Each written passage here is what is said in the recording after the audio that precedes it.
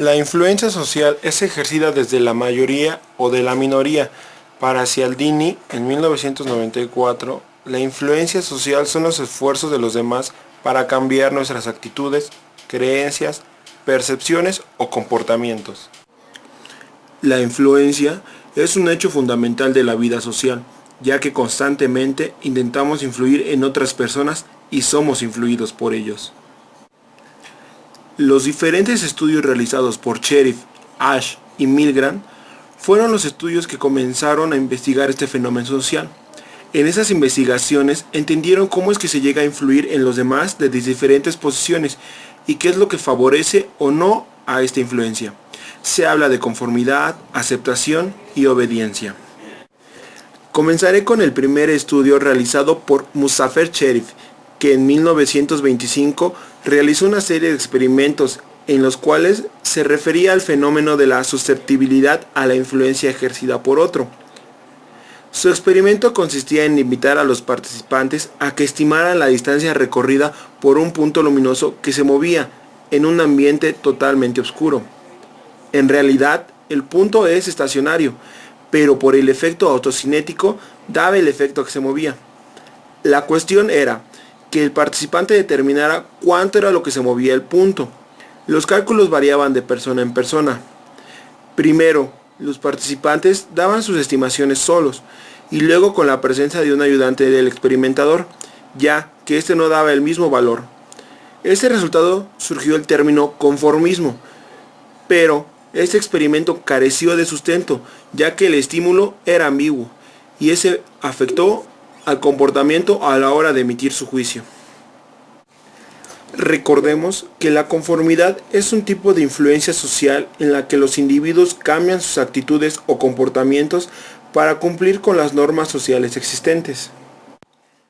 Después de Sherif, siguió Solomon Asch, que en 1946 retomó estas bases para su estudio de la conformidad, en el cual el paciente era colocado de forma deliberada en una posición en la que, antes de que fuese invitado a emitir su juicio, diversos ayudantes del experimentador ya habían emitido el suyo.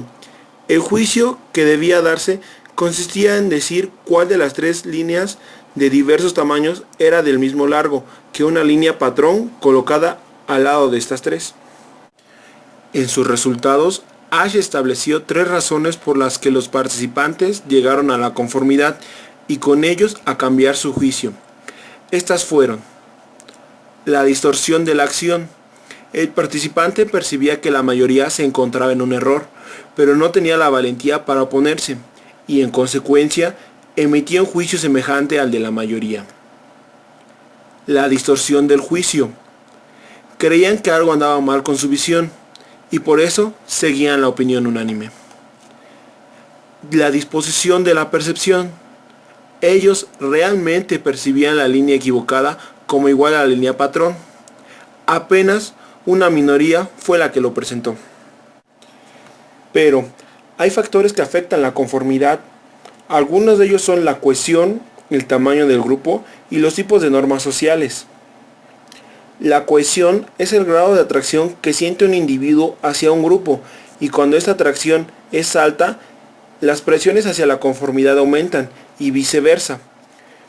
El tamaño del grupo, según Asch, se limita a 3 personas, ya que la conformidad disminuye por el pensamiento de que no todos podemos pensar de la misma manera, y puede llegarse a creer que es complicidad.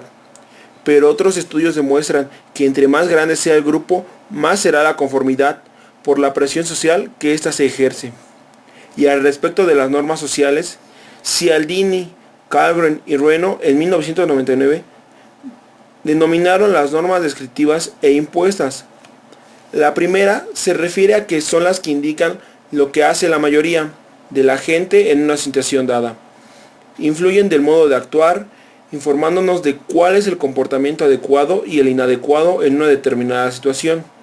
Por el contrario, las normas impuestas especifican lo que se debería hacer, es decir, cuál es el comportamiento adecuado y cuál es el inadecuado para una determinada situación.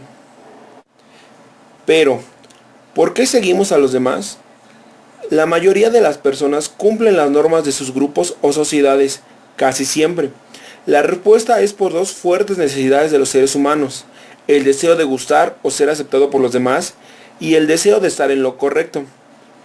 Aunque todos queramos pertenecer al grupo de igual manera, queremos conservar nuestra propia individualidad. Después de los estudios realizados por Ash, llegó Stanley Milgram, que en 1961 realizó un experimento en el cual el participante era colocado frente a un aparato que, según se le informaba, producía una descarga eléctrica en otra persona cuando un determinado botón fuese accionado. Había 30 botones y el participante era informado de que si accionaba el primero, produciría una descarga eléctrica de 15 volts en la persona cuyo cuerpo estaba conectado al aparato por medio de electrodos. Por tanto, la descarga más débil era de 15 volts y la más fuerte de 450 volts. Puesto que cada botón accionado en la secuencia indicada aumentaba la intensidad de la descarga eléctrica en 15 volts, el participante recibía instrucciones para accionar el primer botón en el momento en que la persona que supuestamente se encontraba participando en un experimento de aprendizaje cometiese un error. También fue instruido para aumentar de 15 volts la intensidad de la descarga en cada error que subsecuente cometiera por la persona durante el proceso de aprendizaje. Los resultados impactaron a todos, ya que la mayoría de los participantes accedieron a dar las descargas eléctricas sin importar el daño a una persona inocente, solo porque una persona que consideraron con autoridad se los dijo. Esto se trata de una actitud inadaptada a la conformidad y la obediencia a la autoridad. Sabemos que la obediencia es una forma de influencia social en la que una persona obedece órdenes directas de una persona a la que le adjudica poder. Con esos resultados acerca de la obediencia a la autoridad como método de influencia social, lo retoman French y Raven en 1959 para establecer las bases del poder social y describen diferentes tipos de poder: el de recompensa, coerción, legítimo, referencia, conocimiento y el de información.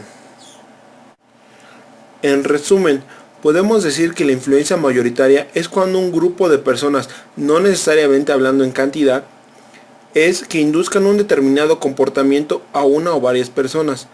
Pero para ello, y por los experimentos realizados por Sheriff, Ash y Milgram, han destacado comportamientos que realizan los individuos, como la conformidad, en la que caen para cumplir las normas sociales, la aceptación, que es un esfuerzo para cambiar el comportamiento de otros, y la obediencia a la autoridad, ya que siguiendo las bases de poder se puede influir a las demás personas a que hagan o realicen ciertas acciones.